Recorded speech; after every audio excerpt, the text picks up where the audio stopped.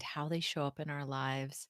So, this is something that if you have been in the communication like classes, courses, you've taken workshops, that's great. I'm sure you've heard some of this, but the one thing that I think a lot of those workshops miss is they don't get deep enough into the psychology and the why we why are we like this and why is it so hard to change.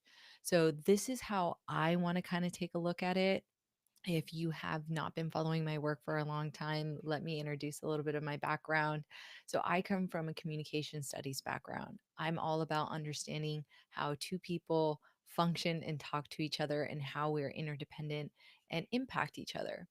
And then there's the lens of subconscious mind reprogramming. So I have neurolinguistic training, and it's really fascinating that the way that we talk to ourselves, the stories we tell ourselves, these are all things that impact the way we communicate. And I just feel like these courses that we attend, the things we go to, they just they don't do it justice, right?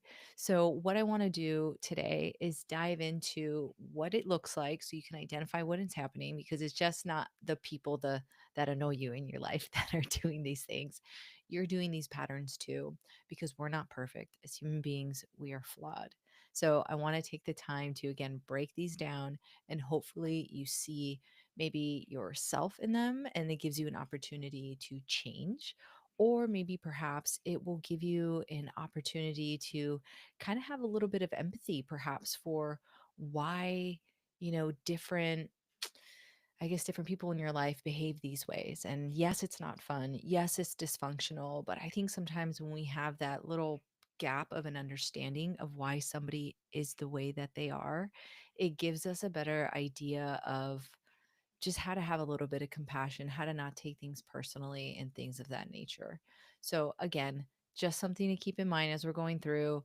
I recommend that you take little notes and you kind of see what jumps out at you. And if hopefully we have time for questions, you could put them in the chat, especially if you're on YouTube right now and you're seeing this. I can see the chat, so I would love to answer your questions as they come up for you. So I put together just a very little basic kind of visuals to help you follow along as I'm going through these things because it's a lot to keep track of. And even though we're only going over four patterns, there's still a lot to unpack in each of them. So let's break it down. Let's see. My YouTube people, can you see it? Can you say yes in the chat? That would really help me. Make sure you can see everything. I'm going to assume you can. Thank you. Thank you. Okay, so let's break this down. So these toxic patterns are have been talked about at nauseum in psychology, in communication research, a lot of the social sciences, and anything that has to do with relationships. So what I like to start off with talking about is this wonderful quote by Dr. Bessel van der Kolk. He has a book called The Body Keeps the Score, which is incredible. It talks about how trauma actually lives in the body, right? So, what I want you to think about is not only how our mind and the stories that we tell ourselves, but understanding that there actually is all of this getting stuck in your body. So, here's a great excerpt from the book. It says, after trauma, whether that's little t trauma, big T trauma, any type of trauma, the world is experienced with a different nervous system. So, saying you experience the world with a different nervous system after going through a traumatic event, and that the survivor's energy now becomes focused on suppressing. So, your energy now, your resources, your attention is focused on suppressing the inner chaos, suppressing your emotions at the expense of spontaneous involvement in your life, meaning being present in your life. You're unable to be in the present moment because you're suppressing the inner chaos of the past. And many people are doing this unconsciously, unknowingly. They don't realize that they're actually doing this. So, again, this is something that's really in deep into the subconscious mind.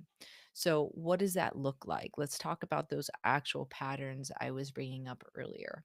So, when most people think of conflict, they think about emotions, they think about arguing, they think about disagreement, they think about how it's hard to think straight. We say things that we don't mean.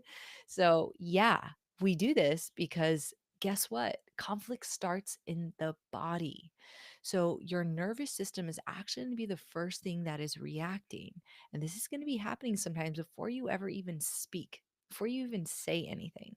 So, what I really like about understanding this part of the research is that your body is very intelligent and it's going to start to assess, is this a threatening situation? And it's looking for, you'll notice things in your body, like maybe you stop breathing, maybe your breathing gets shallow, maybe you kind of tighten your shoulders a little bit, your heart rate is starting to elevate. So you'll, or your stomach, and maybe you feel like a little pit in your stomach. These are all your physical cues, your body trying to get your attention. But so many of us live disconnected from our bodies that we miss these cues. So, again, this is happening as maybe the other person is talking and you're assessing where this is going to go. So, what's really interesting is that John Gottman, which is a huge pioneer behind a lot of this research that we're going to talk about today, is that these physical responses often are predicting that whether the conflict is going to escalate or de-escalate. So all the cues we talked about is signaling an escalation in conflict. So, why does this happen? Well, you and I, we are wired for protection. So, conflict can activate our survival state, which is the fight, flight, freeze mode. Okay. So, that's your sympathetic nervous system being like, oh my God, this is not safe. We need to do something about it. The reason it's doing that is because your nervous system and your subconscious are designed to remember all your past experiences. And so your body is trying to interpret the other person's tone of voice, their facial expressions, and this feeling, this tension between the two of you is trying to assess and probably match something from past experiences and saying, "Ooh, that didn't turn out well for us last time. This is a dangerous, this is a threatening situation." So again, this doesn't just happen from, so you're really not just in that moment with that person having that argument. Your brain is going to the past from patterns from childhood. Maybe you witnessed caregivers argue in a certain way. Maybe you've had past relationships as an adult that have left a mark, we'll say. Or maybe you have some other type of trauma. All of these things are shaping the way that your body is wired and the way it is seeking to protect you. So, again, remember the body is just trying its best to keep you safe, to keep you protected. So, what are these patterns? So, we're going to start with the most basic one, which is criticism. And by the way, criticism is, or all these behaviors that we're going to talk about, these are all determinations whether a relationship is going to end and whether you're happy or unhappy in your relationships. So criticism is unfortunately a common one that we see, a common behavior in communication.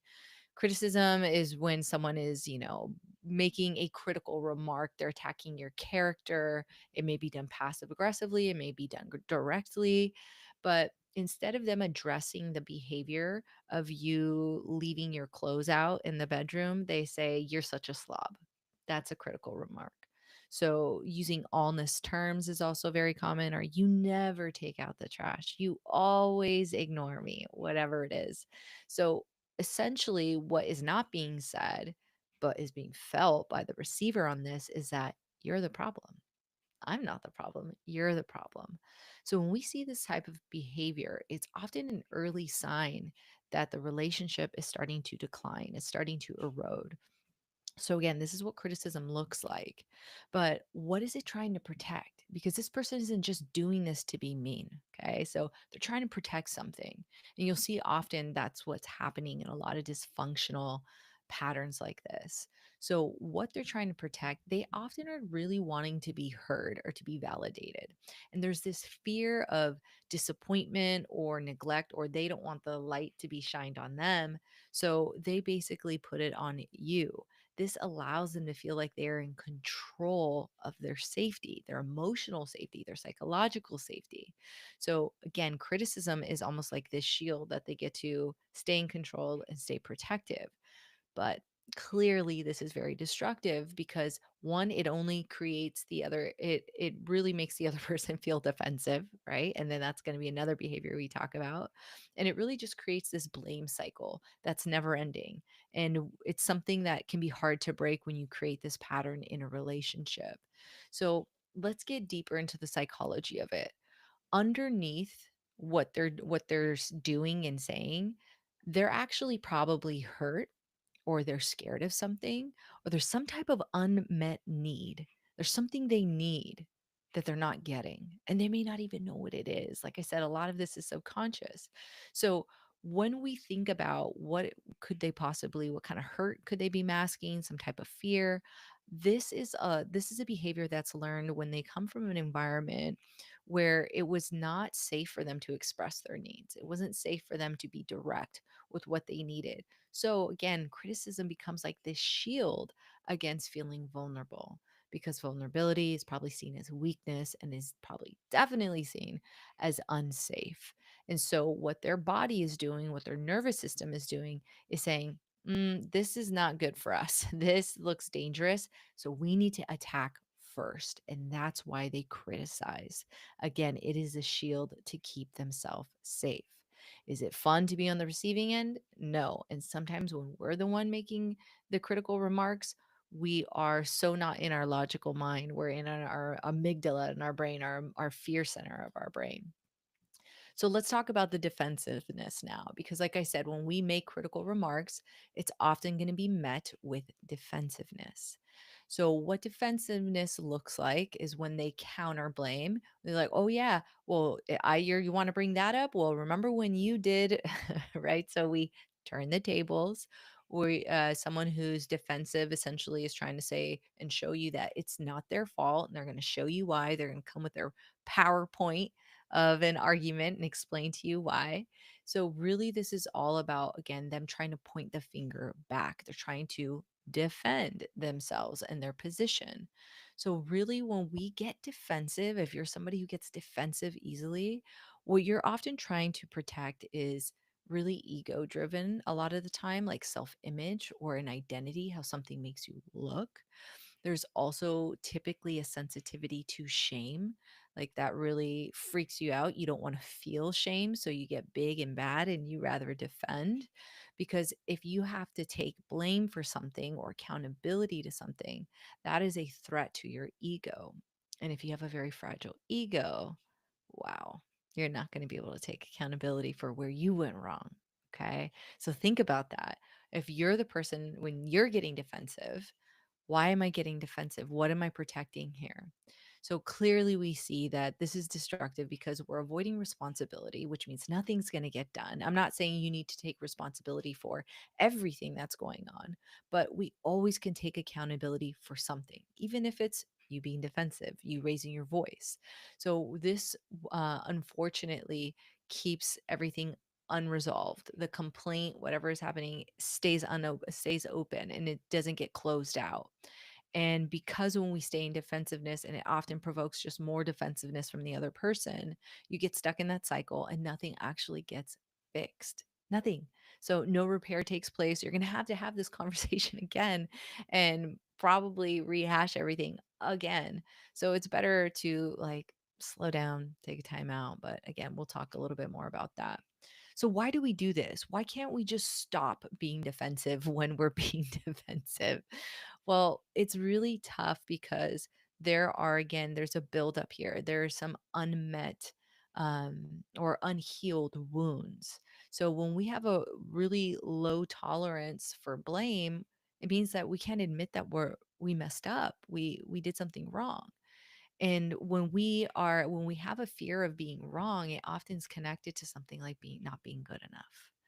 And your nervous system is reacting this way because it feels unsafe. So we have to understand what about the situation is making me feel unsafe. Is it something that they're doing? Is it something, and it probably is this, something internal, something like a story or a belief that you have? And it's probably a limiting belief, a destructive one. And so, again, this takes us back. Everything goes back to prior experiences, those early childhood experiences of 0 to 7, when you were an open subconscious mind and you were unable to reject information that perhaps was untrue or bad. So, when we receive critical feedback, let's say at that young age, it gets stored in the subconscious. So, here where it says that defensiveness often is developed in environments where when you made mistakes, there was a punishment for it. So you had to like be perfect. And that pressure, of course, you're going to want to defend yourself because being wrong immediately sends your nervous system to a response of this is unsafe. We're going to be punished. So we need to defend ourselves. So again, it's really fascinating how this stuff is automatic. Now, the third behavior, this is if you are taking notes, you got to circle this one, highlight this one. It's probably one of the most destructive, unfortunately. And after a lot of criticism and defensiveness, this is naturally kind of the next step because things are starting to decline more and more. So what does contempt mean? And contempt people confuse with content. Content is when you're satisfied. Contempt means like there's a level of superiority. You kind of are looking down at someone, you're being dismissive. There's this undertone of, you don't know what you're talking about. I'm better than you. Even if you don't say that, there's this essence of that. So this looks like mocking, you mock someone, you are sarcastic, you name call each other, and you can even people were like, "Oh, I was kidding." No, you were not. And so again, this gets really sad to witness in whether it's a couple, friendships, any type of interpersonal dynamic. But contempt is really again this level of superiority and you're belittling and dismissing people. So when people are acting, if you are the one acting in contempt, you're probably deeply hurt or disappointed about something. And it's probably grown over time. There's this feeling of powerlessness that these folks feel. So, this is why they resort to contempt. And they kind of can create this big emotional distance of not having to deal with the real thing, the root cause, if they're superior. They don't have to do that, right? But clearly, this is so destructive for things like intimacy, trust. And what we see here is that their contempt is one of the most accurate predictors to the end of a relationship. John Gottman did an experiment where he watched couples have conflict and he was able to predict with 90% accuracy which ones would get divorced. 90%. That's wild. So again, contempt is so dangerous because it really means that you're not respecting each other. There's no trust now if you're to dismiss me and treat me like I'm less than you. So really what we see is that you're kind of communicating, whether you mean to or not, this level of disgust with the other person, which is one of the most deepest relational wounds you can have. And it's really hard to come back from that. So when we think about understanding and trying to have empathy for this person, we have to understand that this isn't something that happens overnight. This has been a long term build. So there's been a period of time of their needs not being met, and that whether it's their fault or not does not matter. I'm just trying to show you that it's a long-term unmet need, and they basically then get frustrated, and that's when they take this like superiority complex. And so there's often a deep, deep, deep resentment. And again, resentment takes time to build. And unfortunately, it's like a cancer in a relationship. It's just this slow thing that kind of builds over time. And then often it's a little too late when you find out. But if you catch it early enough and you're willing to do the work, this can be course corrected, right? But just remember that when people are acting in contempt, it's a shield to protect themselves against vulnerability. They're like allergic to vulnerability and they're running from it. So this is how they keep themselves safe from it. Unfortunately, it's going to only create more and more and more and more disconnection. And this is really just, even though it shows up as anger and again, passive aggressive sarcasm, this really is showing just how emotionally exhausted they are, that are not really just angry.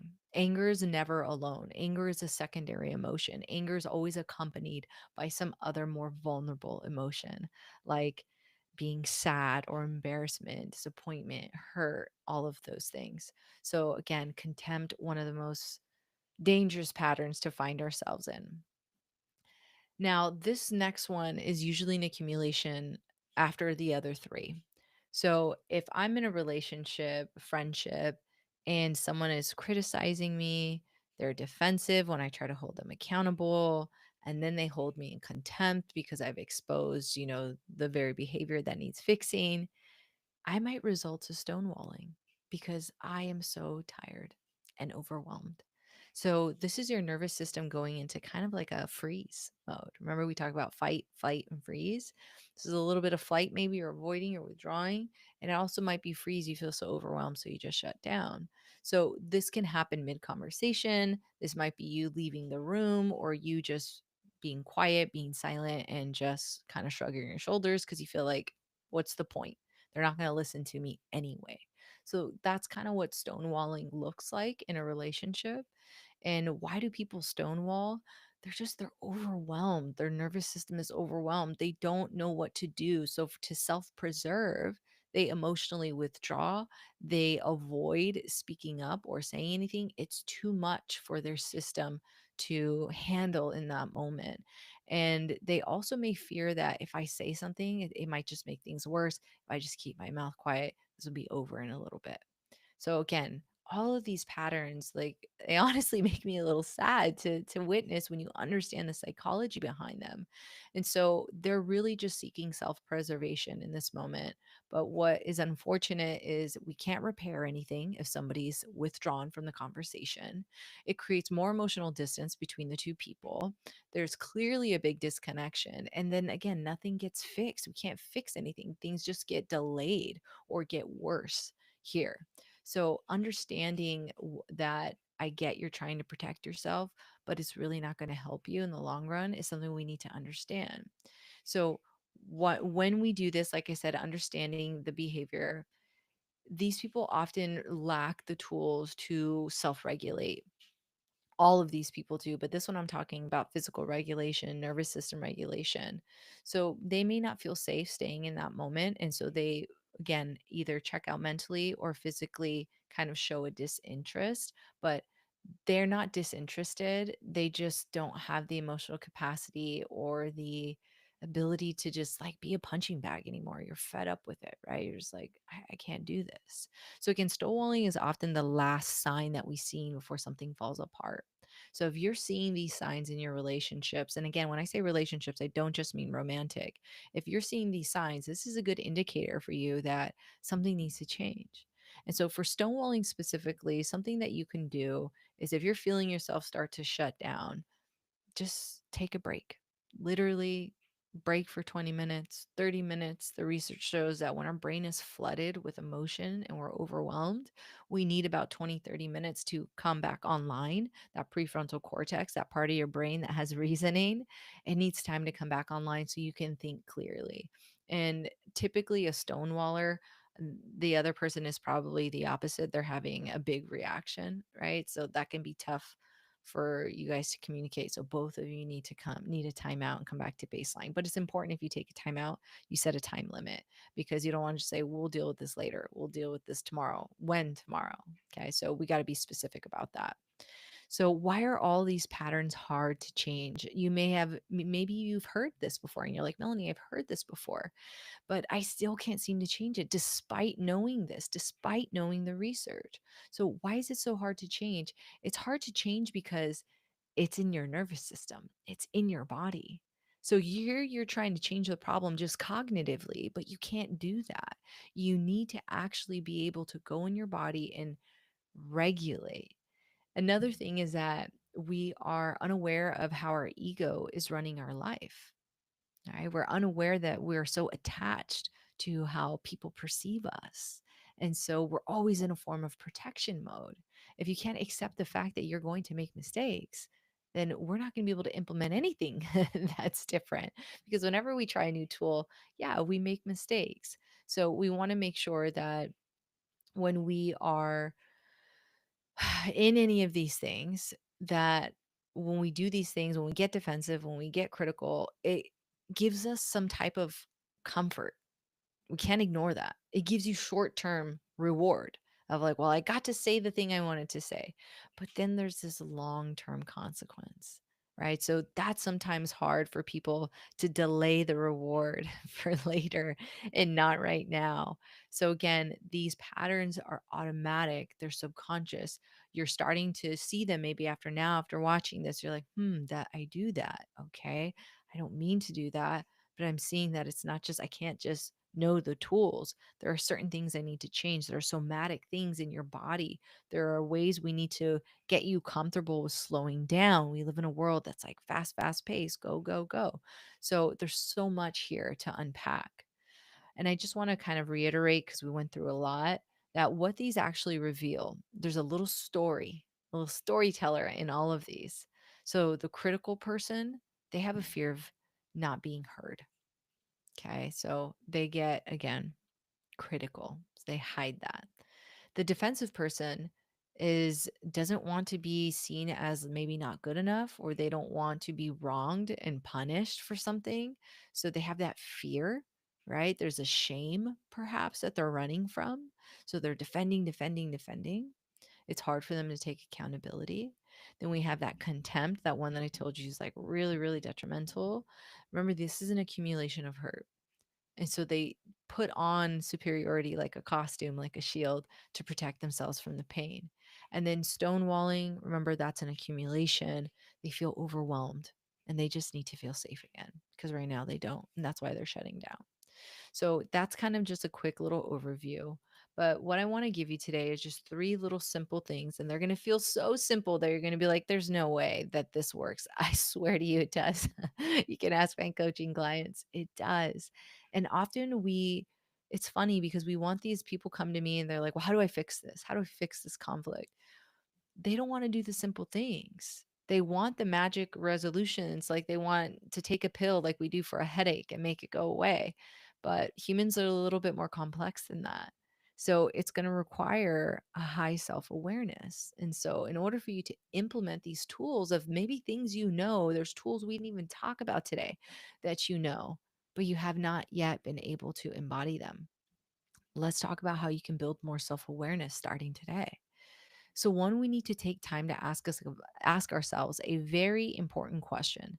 This is a question you can ask yourself in the middle of a conflict when it's happening and you find yourself being triggered. Simply ask yourself, what am I trying to protect right now? What am I trying to protect? Are you being critical? Are you being defensive? Are you holding contempt against someone? What are you trying to protect? And so when we ask ourselves that question, and I listed some examples here in case you're like, I have no idea what I'm trying to protect. Is it your self image? You have this fear of judgment from others, this fear of looking bad? Are you trying to protect your sense of control, that you don't like uncertainty? You don't like being vulnerable. And so you're trying to control the situation. You're trying to protect that and hold on to that. Or maybe is it your self worth? Do you fear that if you're not defensive, if you're not do the whatever bad behavior it is, that you're going to feel unworthy? You have a fear of not being good enough. So you're critical to others because you're actually really critical to yourself. The way we talk to ourselves often shows us, or I'm sorry, the way we talk to other people, if you're really judgy and all that, oh, you're probably even worse to yourself.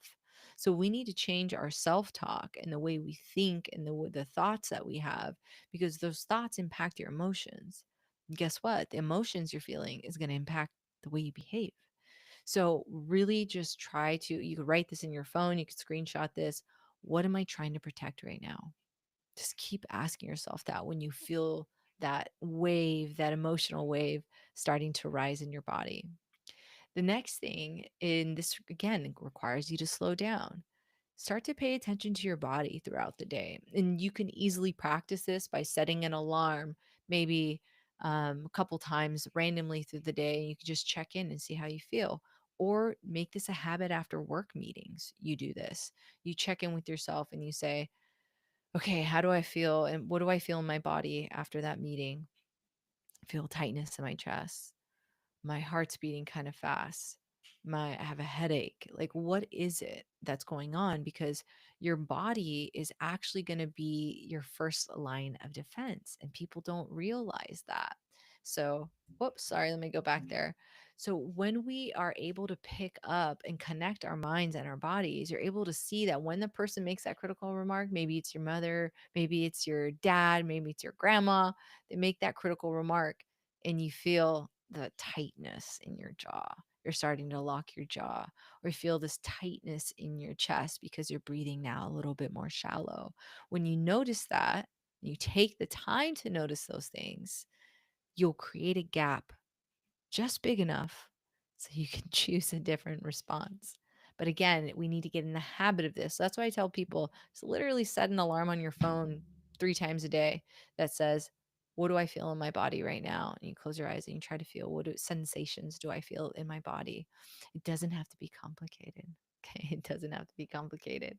Now, when you feel that come up in your body, sometimes you'll get a really clear insight and sometimes you won't.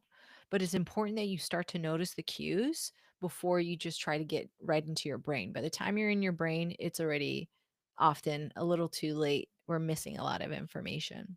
So the next thing, sometimes conflict, it's not, we need tools prior to going into a conflict because sometimes conversations are planned, right? So I've been talking about when it's just all in the moment and it's happening. But let's say you have to have a difficult conversation with someone and you're worried that it might escalate to conflict. You got to have a clear goal in mind. So, what do I want to come from this conversation? Oftentimes we start with the not so great goals. Like we want to be right, we want to not be blamed for something we didn't do, we want to prove our point, you want to them to change their mind about something. Typically we have goals that are things we can't control. If it involves you like making sure you want to say like people will say, well, I want to be able to tell them the news without them getting mad. You don't have control whether they get mad or not. So that's not a good goal to have. So again, the goal has to be centered around you and what you can control. You can't control the outcome. You can't control the other person. And we have to remember that you may not be able to achieve this goal in one conversation. So make sure again you reframe your goal. What do you want to come from this conversation? And is it realistic? Or what you asking for requires maybe multiple conversations. So when we can get really clear and honest about what we can control, these are what better goals to have. So one, clarity, have a better understanding of what's going on. That's what my goal is. I just want to have a better understanding of what happened last night. The second goal you might have is connection. I just want us to connect. I want this conflict to bring us closer. I know it's going to be uncomfortable. I know this conversation's not going to be fun, but my hope is that if we talk about it, we can be closer. All right? It's a hope you have. Repair. Maybe we need to fix something. Maybe you're going into a conversation because there was a prior conflict. Maybe this is your second conversation about it. You want to repair it. So remember that you're here to repair. You're not here to be right. You're here to get it right. And then the last one, maybe it's just honesty. Maybe you haven't been able to be honest in expressing your thoughts or your needs in the past. And that's your goal. You're like, I just want to say how I really feel. I want to be honest with them. I want to speak the truth. Great. That's a clear goal. Now, you can't say I want to say the truth and them not get mad. You have no control over that. But you can have control over you expressing yourself authentically and clearly. So, again, we need to be very mindful about the goals that we write down. So, again, the three different things, right? We want to ask ourselves, what am I protecting right now? We want to then check in with our body because you're not doing that. A lot of people don't. And then have a clear goal if this is, and you can do this technically in the middle of a conflict and be like, wait, what are we trying to achieve here? Right? But I find that when we have difficult conversations you're going to walk into, you can then put these little lists together to have a little something more clear in mind. So, what we went over today are understanding the patterns, seeing the psychology behind these reactions, and understanding that they're just not, we can't write off these people and be like, they're just terrible people. No, there's something deeper happening here.